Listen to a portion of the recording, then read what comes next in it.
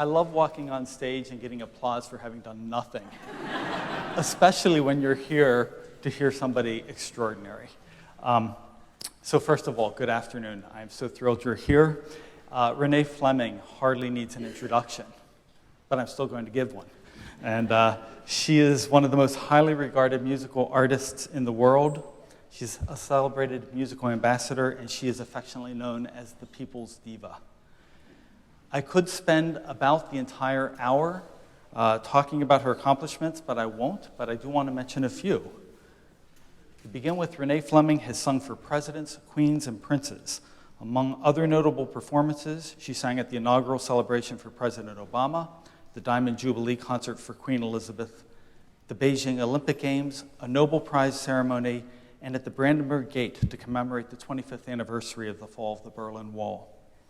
Her television and radio credits range from appearances in Metropolitan Opera's Live in HD series, in movie theaters and television, and Live from Lincoln Center on PBS, to singing the top 10 opera lyrics on The Late Show with David Letterman, and teaching children how to count to 5 on Sesame Street. In 2013, which was a very good year, she was awarded the National Medal of Arts, America's highest honor for an individual artist, a Grammy Award for Best Classical Vocal Solo, and she concluded the 2013 National Football season with a performance of the national anthem at the Super Bowl. She has sung virtually every major opera role in every major opera house in the world with the world's most esteemed collaborators and conductors. In 2008, she became the first woman in the 125-year history of the Metropolitan Opera to solo headline an opening night gala. Among her numerous awards are the Fulbright Lifetime Achievement Medal, Sweden's Polar Prize, honorary membership in the Royal Academy of Music, and honorary doctorates from Harvard University, Duke University, Carnegie Mellon University, the Juilliard School, and of course, the Eastman School of Music. So it is my great privilege to welcome back to Eastman our graduate, our friend, and now our first distinguished visiting artist, Miss Renée Fleming.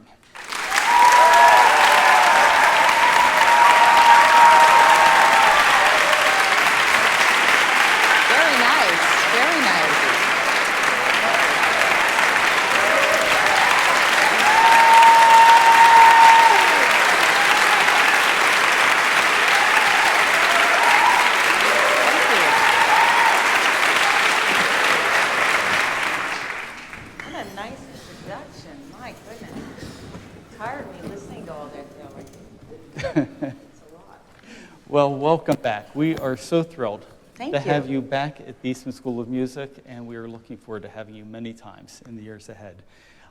We thought today we would start by my just asking a few questions of Renée and then opening it up to you for your questions. And while I don't see them, I understand there are microphones at the aisles. And so when we get to that point, please go to one of the microphones so that everybody can hear the question. But I thought I would start simply by talking about, in your book, The Inner Voice, you talked about studying with John Malloy, with Jan DiCatani, with Richard Perlman, some of the icons of the Eastman legacy. And I'm wondering what lessons they taught you that have applied to your life and your career and you still draw upon today. Well, they were phenomenal, and I certainly know that one can have a tremendous education in the vocal arts in many of our top conservatories. So in addition to that, what I really took away was the academic stringency that one has here, and I still see Jürgen Thum from time to time between the musicologists and music history, and the seriousness with which music is studied here. In a conservatory environment is so focused on vocal performance that being here really enabled me to broaden my education and become a well-rounded musician. And walking into Janet Gaetani's studio, she of course really was known mostly for singing new music, and seeing scores that were misshapen or 2 feet tall, or where the notation was in a circle. And I just thought that was normal. I thought, well, of course, all singers do that. And of course, I went out into the real world and discovered just how special this environment was. and still is. So happy to meet you all. It's really wonderful. I'm excited to be here. So it's that rigor and it's that ability. I mean, you know, it doesn't hurt that the weather kind of keeps us indoors studying. It's our secret weapon. Yeah, exactly. That's the positive side of it. And then level of instruction also. John Malloy had been in Germany. He was able to sort of spell out. He helped me get my Fulbright scholarship. I wouldn't have gone over there and had that incredibly important aspect to my education without his help and guidance. And Jan was a mentor to so many in terms of that musical piece that I mentioned. Besides, she never talked about her life as a singer without crying. And so I sort of thought, boy, this must be special. Richard Perlman used to quote Maria Callas all the time because he had worked with her once. And the integrity of the productions that we did here was so high. It was extraordinary. It was a fabulous, it was only 2 years. It was an amazing 2 years. That's fantastic. Yeah. So much of your early career was spent in Europe. And how did that shape your career and preparing you for the career that you've enjoyed? Well, the European experience, I think, is crucial. For one thing, the language piece is so important for us. You know, the more languages we have, I mean, studying fluent and speaking fluent German, sort of was, I think, not only important but vital to my integrity and sort of authenticity in Strauss repertoire, which is what I ultimately specialized in these last 15 years, and Mozart before that. But any kind of study abroad for singers, I think, even if it's just a summer, but an intensive language course is a must. And you also have to build the kind of character that you build when you go alone to a foreign country for a period of time in a country where you may not speak the language well. So it's not just the language, but the assimilation aspect of it. The courage that you gain by getting off a plane and finding your way. Probably, how many of you have traveled at all to foreign countries? Oh, what a crowd. Wow. Oh my gosh, how many of you have studied abroad? That's fantastic. What a great group. So you already have had this experience, but when you're doing it and you're not with other Americans and you do it in a situation where you really have to dig in and find your way, how many of you have done that without other Americans? Still a bunch of you. Okay, well, you've got it down, but keep it up because I did find it very important. And also the singing piece is secondarily this issue that if we don't have our careers on an international level, if we're only working in the US, you know, unless you somehow rise to the top quickly, in the top major 5 houses, say, then you're working regionally, and you'll never really, I think, on the regional level, get the linguistic ability you need to be hired in London or Paris or in any of the major German houses or in Italy. So you have to get that down. So your career has been much more than just singing opera, but that certainly is such a big part of it. And I'm curious, from when you started both in Europe and really to become a professional, has the world changed? Has the music world changed, and how? And what are the positives and maybe the negatives about that? Oh, it's changed dramatically. I mean, for opera you can't do the broadening that I've done in terms of singing other kinds of music without a strong opera career. It starts with that, and that's still true. But what's changed in that world is the importance of HD, of also being filmed in everything you do at a certain level, and so you have to be dramatically believable. And the drama quotient, and both in terms of for singers, but also for directors and productions, is more important than anything really right now. I mean, that's gone ahead of musical elements. I mean, I hate to say that. I wish it were equal. It should be equal. We should be able to do it all. But right now, that's important, and you have to also look the part of the roles that you're performing because the camera's doing all these close-ups. And audiences, frankly, have come to demand it. Unless your voice is so extraordinary and so special and unique, and in particular repertoire, That demand is there. So that's changed. The level of an amount of managers and management has decreased tremendously because there aren't enough singers earning enough income to support them. So you have to manage yourself in the beginning. You have to know how to what your image is, how to project it, how to make it unique, and know who you are. And that's part of your education, is not cookie cutter fitting into a mold of being a good student. You have to do that to develop your art, but then when you go out in the market, you have to develop yourself as a single entity, as a performer in a way, and present yourself in that way. So you have to understand personal finance and marketing and certainly technology, unless you have enough money to hire up people to do all those things for you. So that's really changed a lot, I would say. And there are exciting developments. The genre molds that existed when I started out. I was not allowed to sing other music. I wasn't allowed to sing with people in the crossover. That was taboo. And now all those barriers have fallen away. And in fact, the more interesting you are musically and artistically, the better. There's a market in New York City now, in Brooklyn, that exists completely separate from the major arts institutions. And there's a new performing arts venue on every block, it seems. Really? So there's a lot of work out there for those of you who are very creative. You know, it's interesting. I was going to ask if there are skills beyond being an outstanding performer that our students should be acquiring if they prepare to be professional musicians. And one of the things we see quite a bit of here at school is just really interesting partnerships and collaborations taking place, as you say, across genres, but also with other arts forms. Absolutely. And do you see that happening in the world? And absolutely. Are there things that we can be doing to foster that among our students? Well, certainly the technology piece is important, and the cross-genre piece is important. So working with a group of instrumentalists, say, and singers, and doing things that are also theatrical. I'm trying to create a program now that mixes Shakespeare scenes with actors with some of the sung music.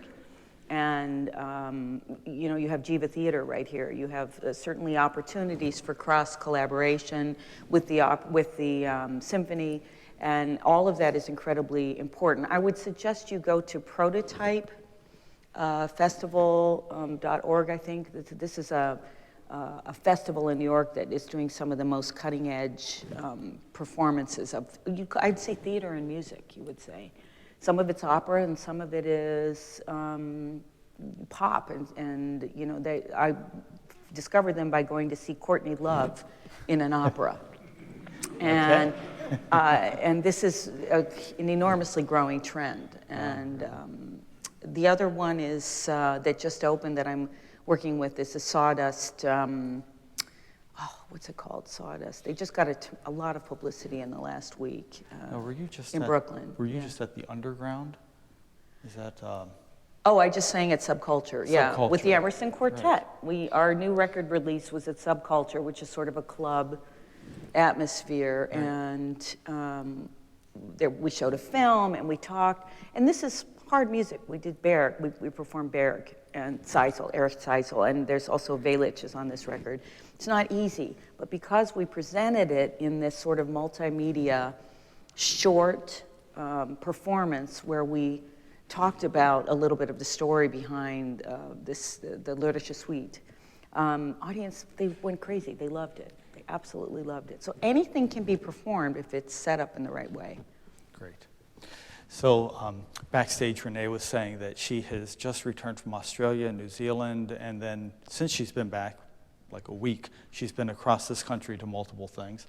I'm wondering, again, throughout your whole career, how have you managed to find a healthy lifestyle, and both for your, not only your voice, but just your physical well-being, mental well-being, as you're doing so much traveling?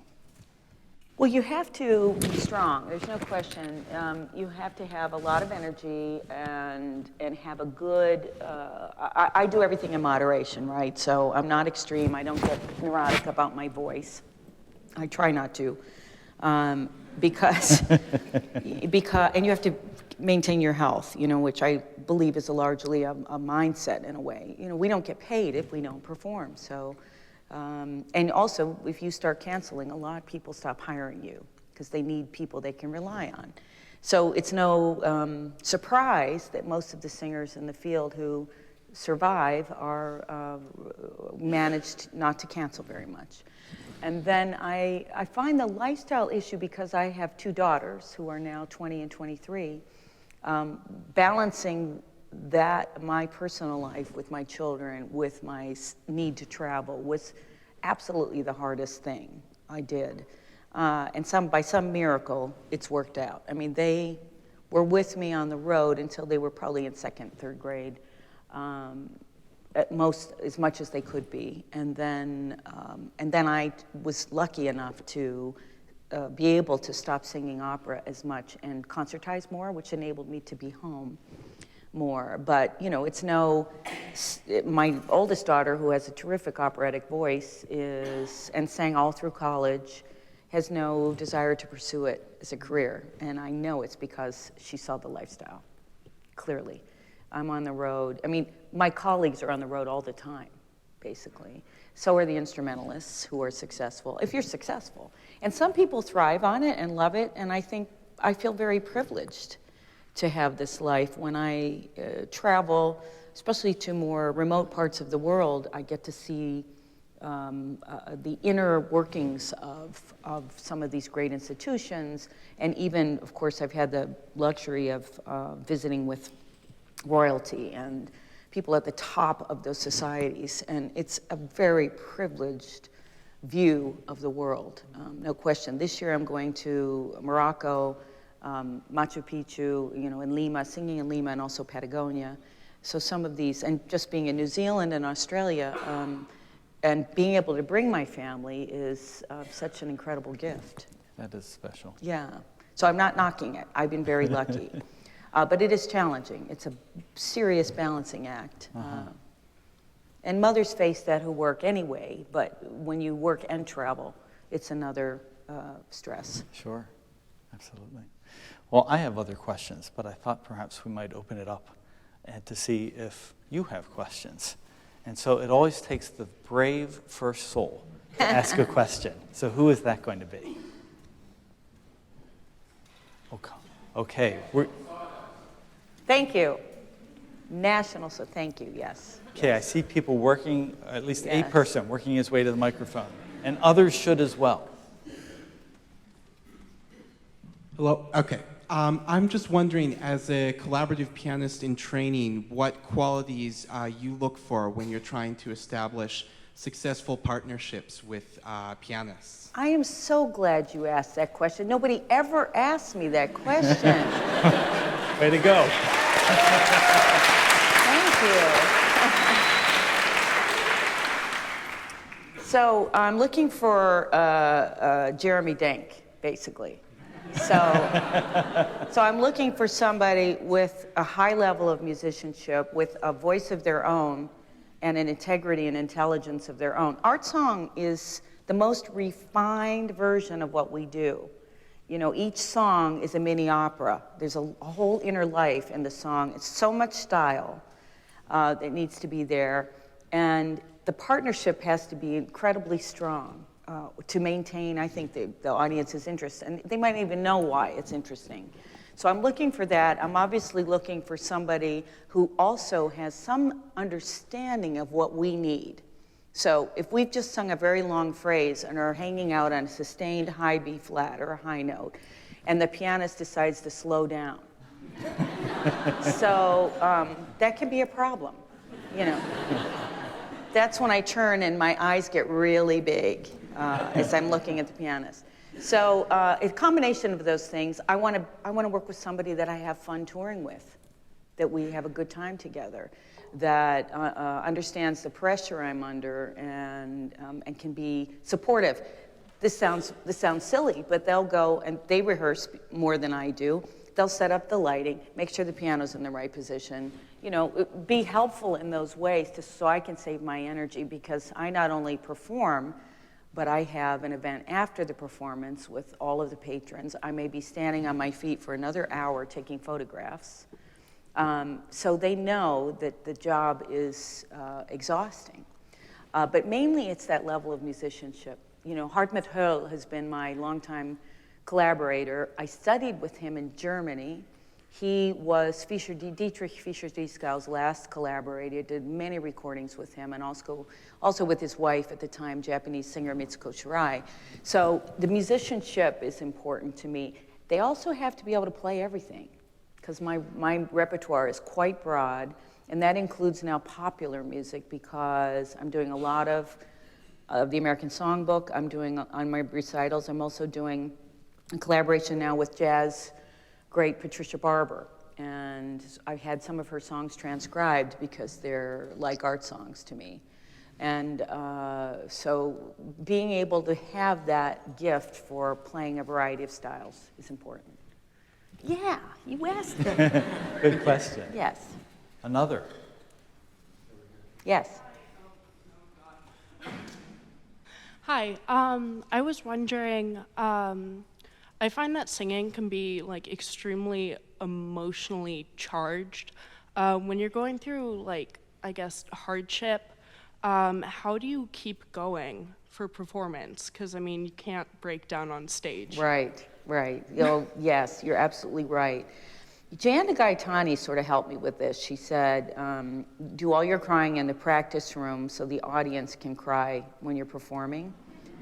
And what I've discovered to add to that is that in performance, I'm constantly trying to find the limit. So how far can you go before your throat tightens up and you can't sing? Because the audience knows when you're emotionally involved, and I think it's important to have that. And when you're going through a really tough time, sometimes performing and singing is the best thing you can do. It's the best medicine. So you want that cathartic, feeling, but you can always pull yourself back a little bit when you have to.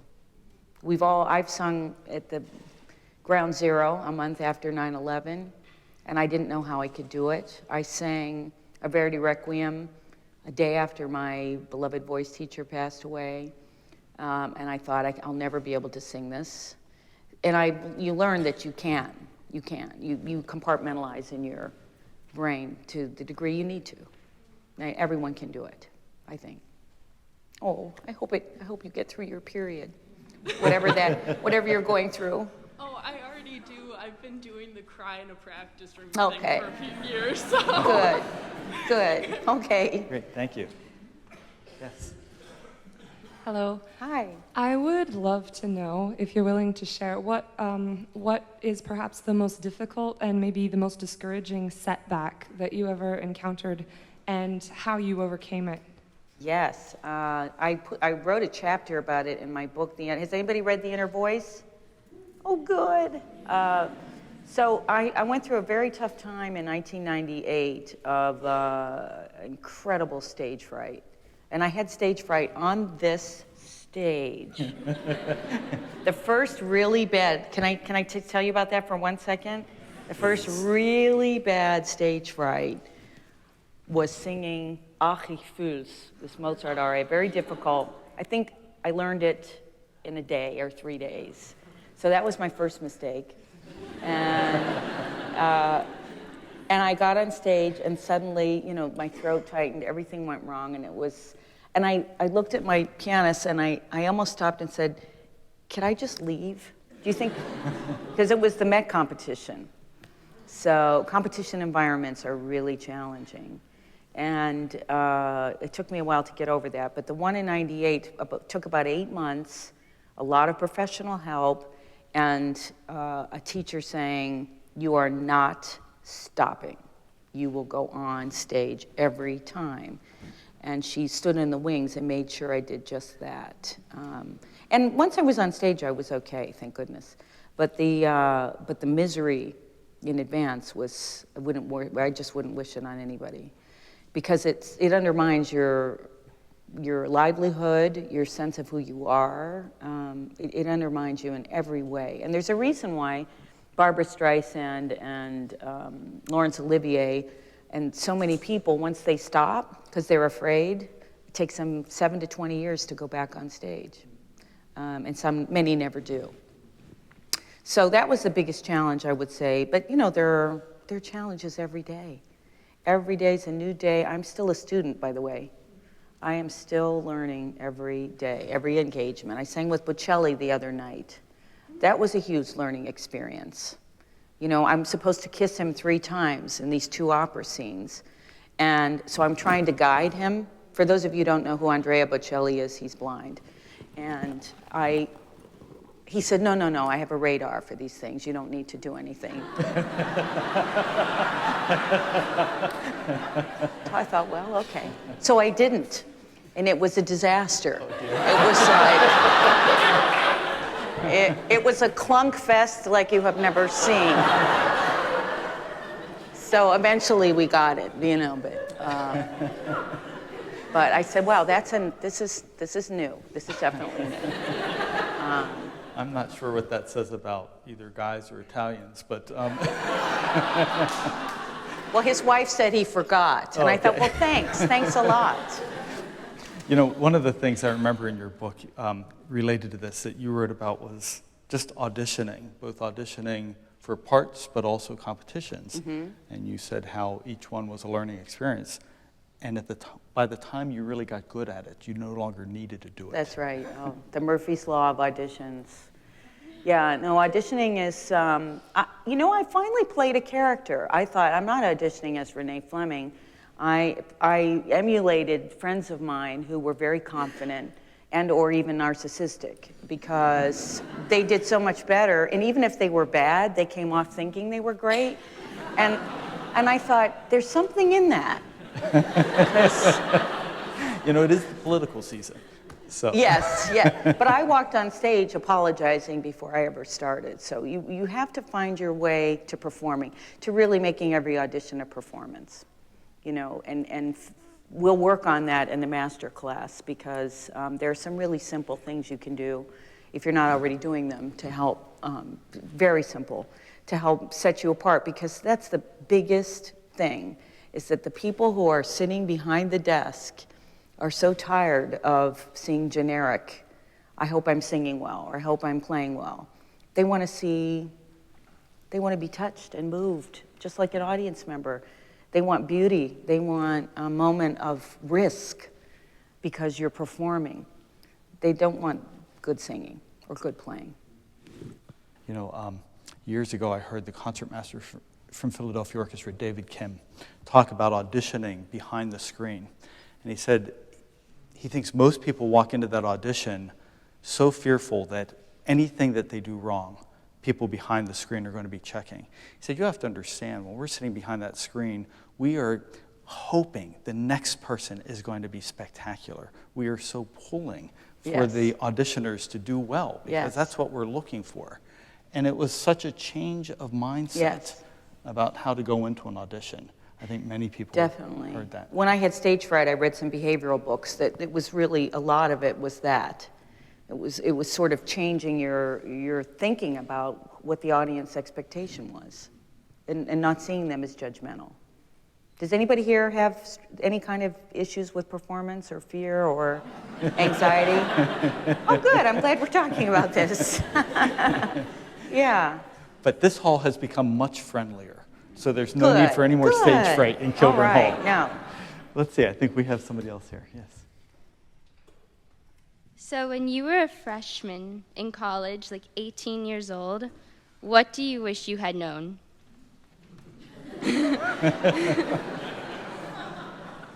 I'm not sure my memory goes back that far. But, I think one crucial thing I would say to you is that you feel, as students, one always feels some slight victimization, because you're here and you're at the mercy of all the people who are teaching you, who are deciding on your fate this week. And if you could turn your thinking around to say, this is an investment, this education that I'm making in myself, and I'm the one who's in charge of what my level is when I come out.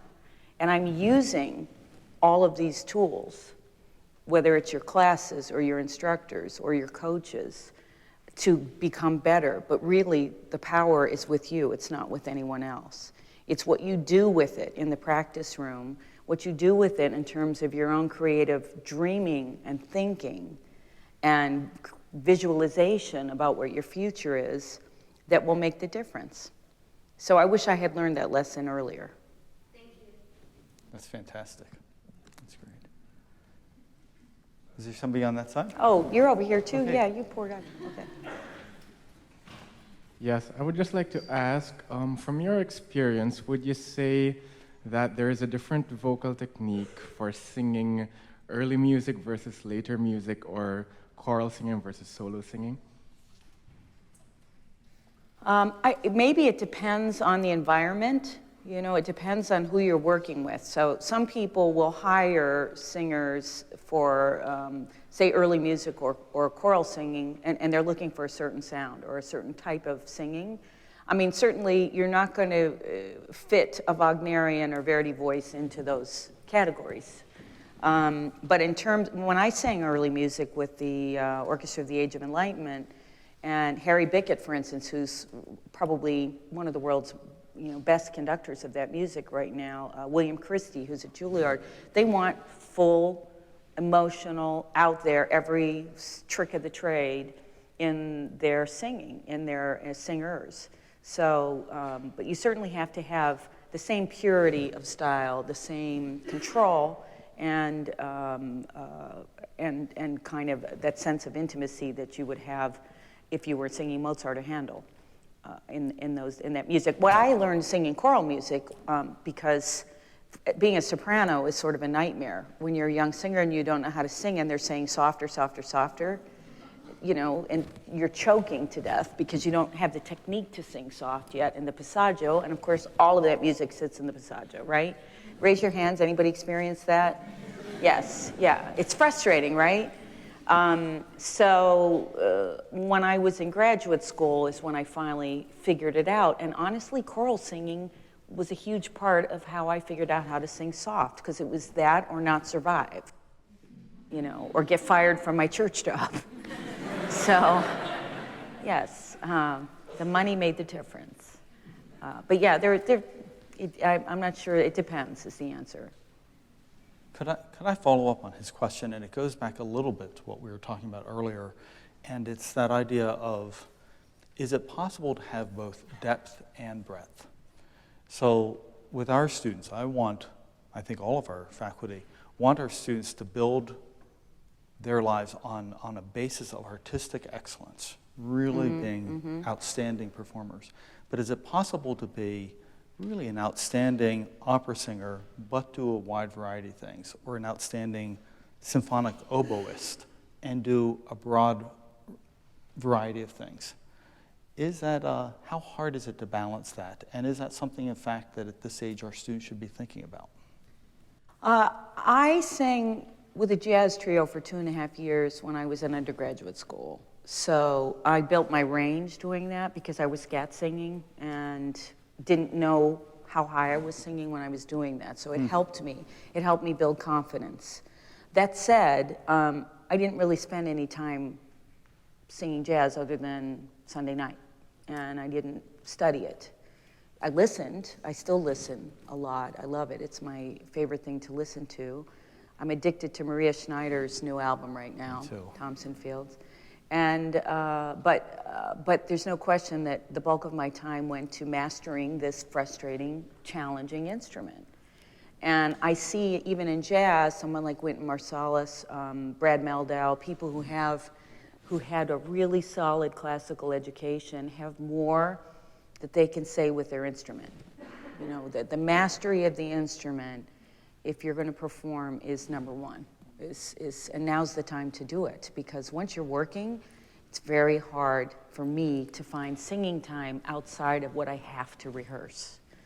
And I have to find that time now because I'm wrestling with changes in my body and my voice.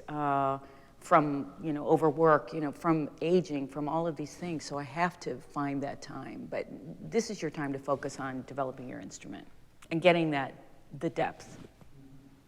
So I'm going to put in a shameless plug for our mutual friend Maria Schneider, in that it's not only a fantastic music, but I'm of the age where I still like having CDs. I still like getting LPs, actually.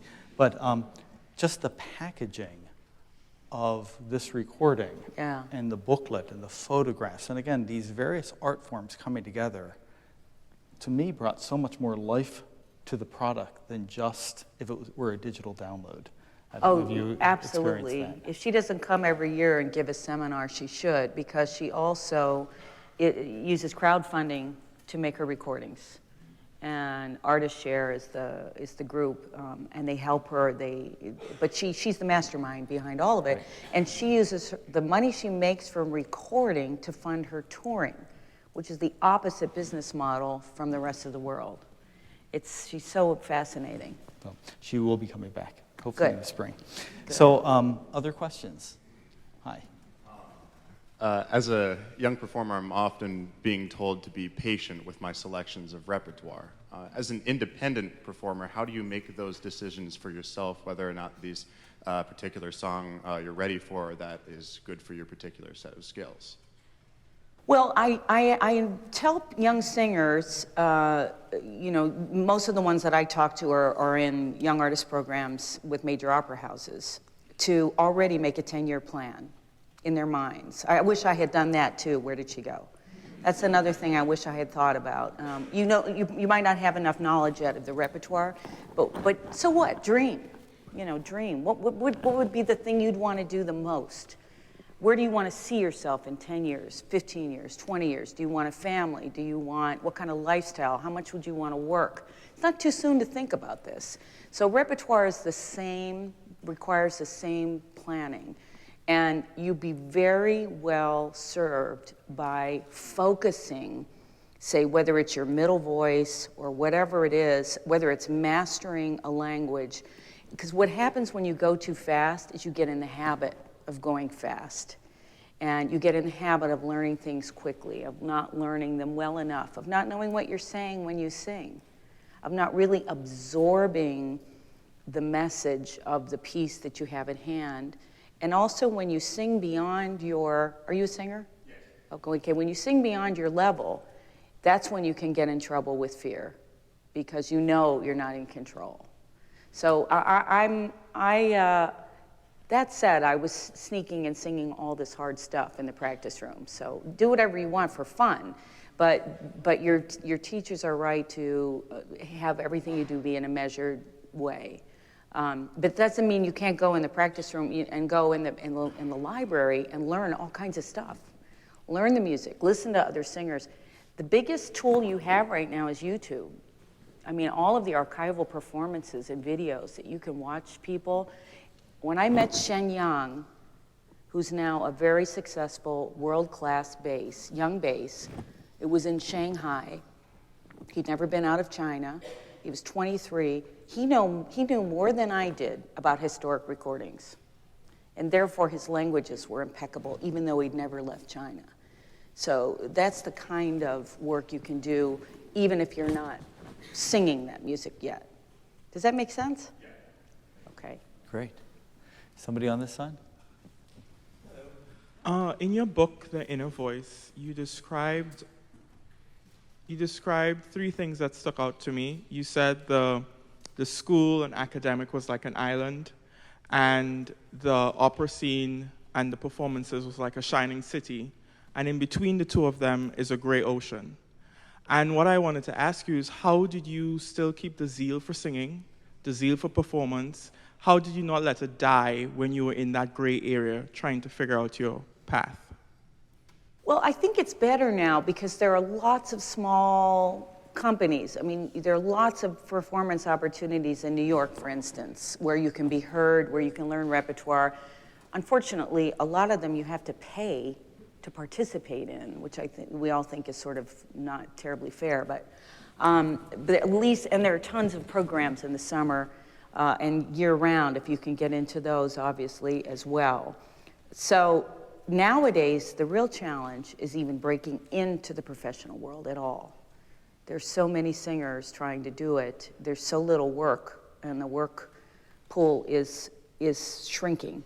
The repertoire is shrinking. But what I see that's incredibly hopeful is places like Philadelphia, St. Louis. There are smaller companies that have the flexibility to do really cutting-edge work, new pieces. I just saw the new opera about Charlie Parker, for instance.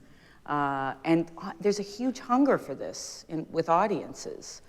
The audiences are smaller, so the companies that are struggling the most are the ones with the most seats, the biggest ones. So I think you'll be okay. When I started, there was nothing between student life, regional houses, and the major opera houses. And now the whole climate has changed. So it's easier, it's harder to make money eventually. Does that make sense?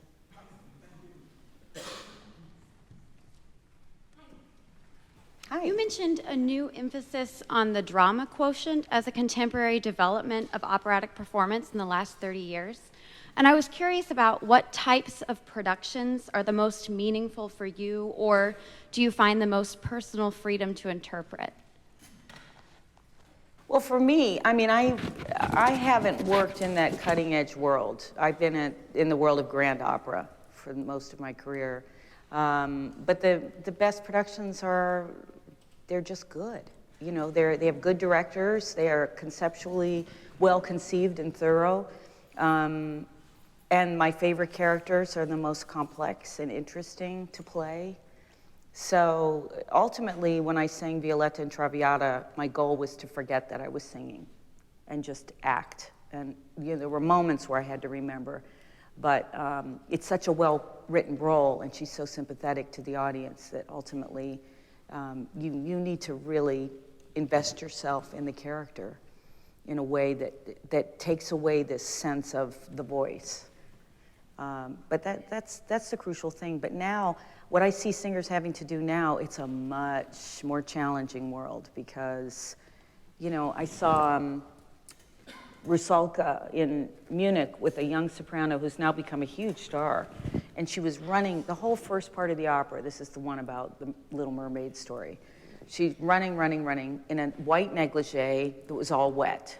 So, of course, the audience loved it, they were, and then she had to sing Song to the Moon, and she was completely out of breath. And I turned to the gentleman next to me who was in charge of casting and consulting for casting for this major opera house, and I said, if she could just stop 2 minutes before the aria, she could sing it better. She really had a hard time with the aria. And he leaned over and he said, people here don't care very much about singing. And I said, boo. Of course they do. Because Jonas Kaufmann, they care about him. They care about Nina Stemme. They care about the stars that they have. They care so much that you can't get into their performances. So it's not true. But that just tells you that unless you're at that status, you have to do what the director wants you to do. And it's a wild place out there right now. So this may be an unfair question, but I'll ask and you will push it back. But of all the roles you've sung, do you have a favorite? Or maybe the top 2 or 3 favorites? Well, I have about 10 favorites, I'd say. But, but the current, I'm doing a new production of Rosenkavalier next year at the Met and at the Royal Opera in London. And that's really my current favorite. It's the only role left that has any real depth that suits me. I love that. So that would be the one now. Yes. Hi. I was wondering, what would you consider your crowning artistic achievement? Or a few, if one particularly doesn't stick out. I'm not a real black and white sort of person. Favorites are so hard for me. I would say I'm proud of my heritage as an American singer. I grew up listening to a massively eclectic amount of music. My parents were both educators here in Rochester, and my mother still is. And I just, I feel like I pushed the envelope outward to try and break the mold of what was expected of me when I started, which was to follow Renata Tebaldi, you know, to follow a European model. And I resented that. And it's been hard to be in a culture where appreciation for what we do is not as great as it is in Europe. It's still greater in Europe. So I tried to kind of expand a little bit how I was seen, you know, the Super Bowl being the most recent version of that, so that people would hear me sing and say, oh, I like that. Oh, I didn't know I liked opera. I didn't know I liked that sound. But it's not as, you know, piercing or rattling as I thought it would be. So that would be one thing I would say. Yes. Hi, I was just wondering, it's really common to see accidents occur on stage, such as like the clunking you were talking about, or someone falling during an opera and maybe breaking their leg. I was wondering, how do you handle these events and stay in character? And if you have like a story about like your scariest experience. I have a hard time. I mean, I have a lot of stories about things like that. First of all, I tell my colleagues, do not try to do any jokes on stage, because I have no control. I will start laughing. I just can't help myself. But, you know, I've been on, just a few. I was in a performance at the Paris Opera where a huge wall fell on stage in the middle of the performance. And it was a scene, fortunately, with just two of us, but I didn't know how fast I could run until that moment. And it's faster than I would have said. And then at the Met, in a dress rehearsal, enormous stage pieces fell on the floor where we were just standing. I was in a performance at the Royal Opera where they hadn't fixed the rake stage, and so I was the first person to walk on stage, and the whole thing tipped forward and almost dumped me into the pit. But I've seen people's wigs catch on fire. But the thing that most often happens is that Susan Graham gets her costume somehow linked with my buttons on my costume. So that has been the most definitely the Siamese twin problem of how to extricate yourself from another person's wig or buttons. And then my colleagues will tell you that my biggest problem on stage is tripping. I'm a world-class tripper. And they all imitate me. All of them, so. But this goes with the territory. I mean, it's a miracle that more things don't happen. That's great. So there's just another line over here. I think so. We can go through your questions, too. Just to piggyback on some of your earlier remarks about being a mother and balancing a performing life, I'm also a mother and a musician. And it's a question I like to ask distinguished female artists, which is, the role that womanhood and motherhood in particular has played in your life, in your convictions as an artist and your presence. Well, it's been everything to me. I mean, it's given me a sense of balance. You know, Joan Sutherland was the one who said, have your children, it doesn't matter when, you will not remember what engagement you lost. And she was right, because and also, our careers are relatively short compared with an instrumentalist or a conductor. So you definitely want to have a bigger life than just this life on the road, I think. I mean, if you can. I mean, and some people do it with a wonderful group of friends, a home life. Some people find a home in a community such as yours. But my children mean the world to me. And how they manage to turn out so well despite my lifestyle challenges is one of the great miracles, I think. I never, ever gave them the feeling that they weren't welcome in my rehearsal environment. I worked from home, so when I was home, I was there all the time, even if, you know, I had an assistant with me, or if I coach at home. I do everything out of the home, so I'm there when I'm home. The only thing I never did for them was cook. So one of them has become a wonderful cook out of desperation, I think. Does she cook for you? Yeah, she cooks, period. She's great, yeah. Good. Thank you. Good afternoon. Who are some of the most compelling conductors you've worked with, and what qualities did you admire about them? Great question. I've had the privilege of working with Schulte and Levine and Gergiev and Abato and Muti and so many. But the ones I love the most are those who make me feel supported and who encourage and enable me to take risks that I wouldn't otherwise have the courage to take. They make me into a better artist. So that's the relationship I love. And some of them, you know, we don't even rehearse. Telemann, for instance, who is God's gift to German repertoire, he never comes to the US, so he's not as well known here.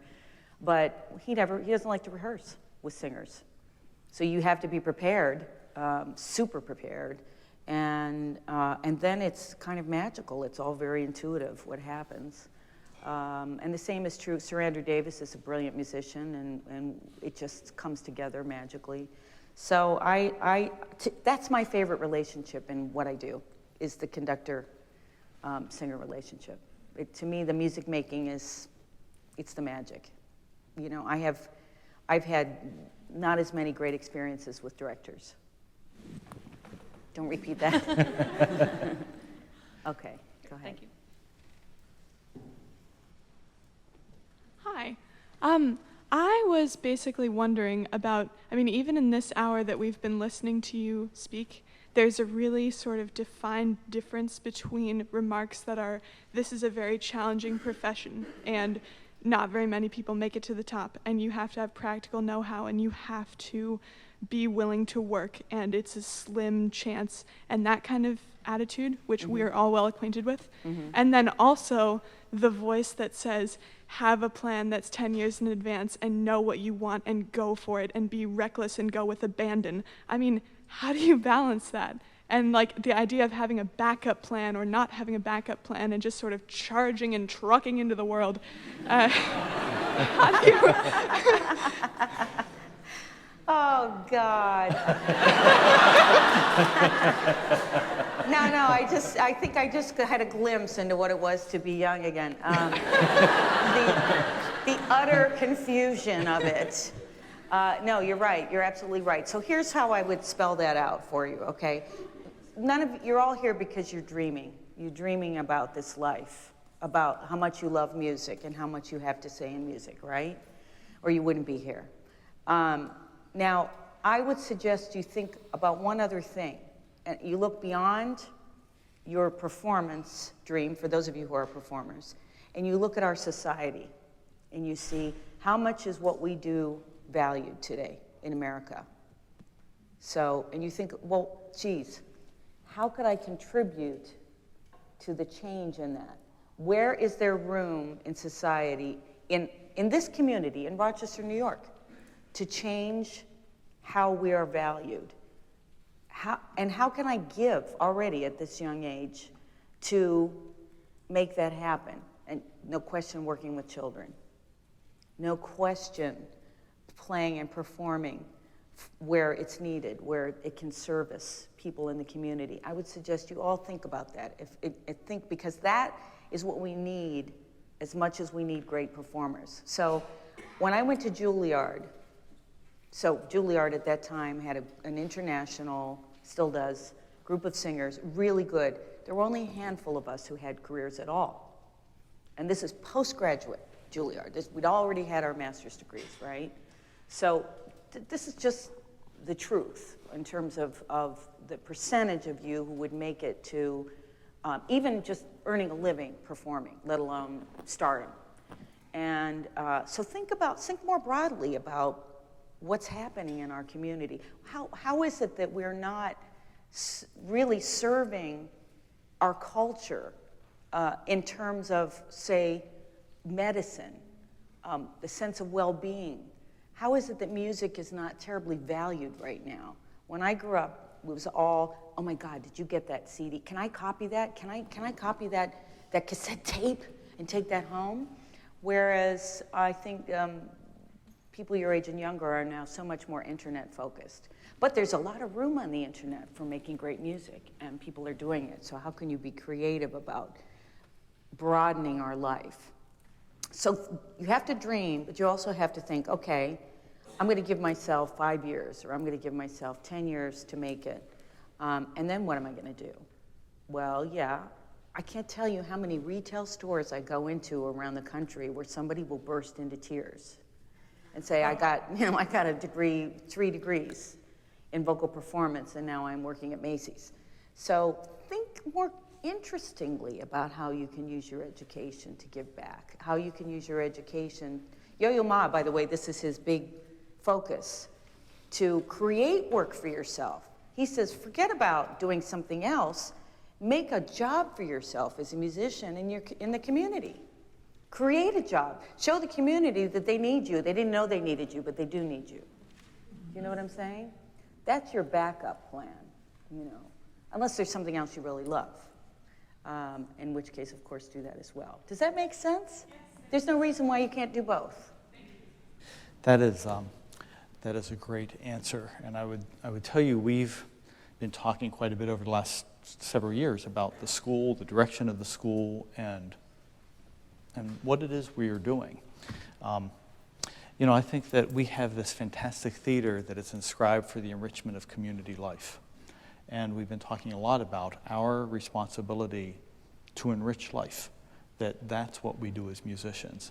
And the other thing is, I've told some of these students, maybe not all of them every year, but I encourage them, please thank your parents for allowing you to be here. They're not just providing an education, they are supporting your dreams. And that is a fantastic thing. For the parents, they always wonder, what is my son or daughter going to do with this degree? I think they can do anything in the world. You develop tremendous skills in this school. Everything from learning what it takes to achieve real excellence, which is something very few people in the world have that privilege, to the discipline it takes, the self-discipline, the perseverance, the things you have to give up, as well as critical thinking skills and understanding beauty. And there's an awful lot one could do with a music degree. Macy's is okay, but I think there are some other things as well. What was interesting in my tour I've been on too is that the comments that people make backstage afterwards, I usually do signings, but I really love to meet the audience. They always comment on what I've done in between singing. Like when I took a long breath, when I held a trill for a especially long time, when I added a little jazz riff at the end of Summertime. That's what their takeaway is. So it's not, yes, I sang all the notes. Yes, I sang them as well as I could. But it's that imagination, that musical imagination. But become entrepreneurs. Think of yourself as entrepreneurs, for yourself and for all of us. Well, we are at an hour in here, and in another hour, Renée Fleming is going to offer a master class. So you are all invited back. Bring others with you so that we will have a fantastic class at 3:30. For now, I ask that you join me in thanking Renée Fleming for this fantastic hour.